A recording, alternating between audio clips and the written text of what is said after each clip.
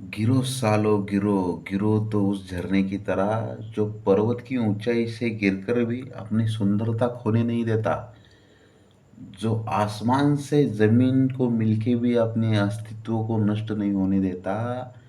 लेकिन इतना सोचने के लिए वक्त है किसके पास? क्योंकि आत्मा और अंदर का इंसान मर चुका है, जीने के लिए घिनौने समझौते कर चुका है। क्या करे साला, साला एक मच्छर आदमी को हिजडा बनवत आहे. किती भारी लिहिले बघा ना. म्हणजे किती भारी आहे आणि ते सुद्धा नाना पाटेकरच्या तोंडातून येतंय. म्हणजे किती भारी, भारी म्हणजे किती भारी सांगण्याचा प्रयत्न केलाय. म्हणजे मी जे सगळं सांगतोय ना, माझा पूर्ण चॅनल जे सांगतोय ते म्हणजे एका 2-4 ओळीत सांगण्याचा प्रयत्न केलाय, की माणूस आहे ना तुम्ही, देव माणसाचं आव्हान नका तुम्ही, की मी स्वार्थी होणार नाही, मला लोभ नाही, मला माया, लोभ काय असलं नाही. हे असल्या भानगडीत पडू नका. असा माणूस कधीच नसतो आणि कुठलाच माणूस होत नसतो. किती पण साधू संत असू द्या. स्वार्थ असणार, नालायकपणा असणार, घमंडी असणार, स्वतःला शहाणं समजणार, थोडंफार कुणाच्या ना कुणाच्या जीवनात तो विलन असणार, कुणाच्या ना कुणाच्या जीवनात दुश्मन असणार.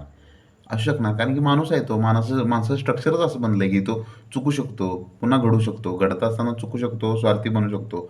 पण इतकं पण तुम्ही स्वार्थी बनू नका, इतकं पण बेईमानी बनू नका, इतकं पण नालायक बनू नका, जेणेकरून तुम्ही तुमच्याच आत्म्याशी धोका करताय. तुम्ही तुमच्याच आत्म्यासोबत विश्वासघात करताय. तुम्ही तुमच्याच मनात पडायला लागलाय. इतकं बेईमानी करू नका की तुम्ही तुमच्या आई-वडिलांना तुमचा तिरस्कार वाटायला लागलाय. इतकं पण नालायक बनू नका की तुमच्या मुलाला आणि तुमच्या नातवाला तुमचा आदर्श घेऊ वाटत नाही. म्हणजे इतकं खालच्या लेव्हलला जाऊ नका.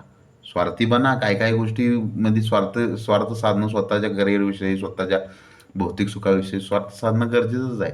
आणि माणूस आहे म्हटल्यावर स्वार्थी असणारच. माणूस आहे म्हटल्यावर थोडंफार बेईमान होणारच. पण इतकं पण बेईमान होऊ नका की पुढच्याचं सुख हिरावून तुम्ही स्वतःसाठी सुख ही करू नका, आत्मसात करू नका किंवा पुढच्याला दुःख देणार आणि तुम्ही सुख शोधणार.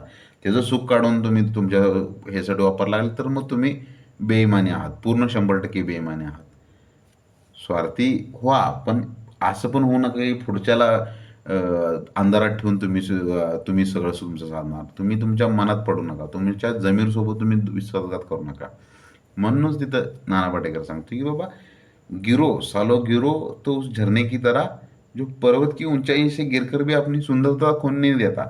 जो तुमचा मूळ स्वभाव आहे त्याला धक्का न लागता स्वार्थी बना. जो माणसाला जे पाहिजे स्ट्रक्चर जे आहे, बेईमानी ही करू नका. पण इतकं पण तुमच्या पूर्ण आत्म्याला विश्वासघात करून तुमचा जो मूळ जो स्वभाव आहे त्याला तडा जाईल इतकं बेईमान होऊ नका, इतकं स्वार्थी होऊ नका.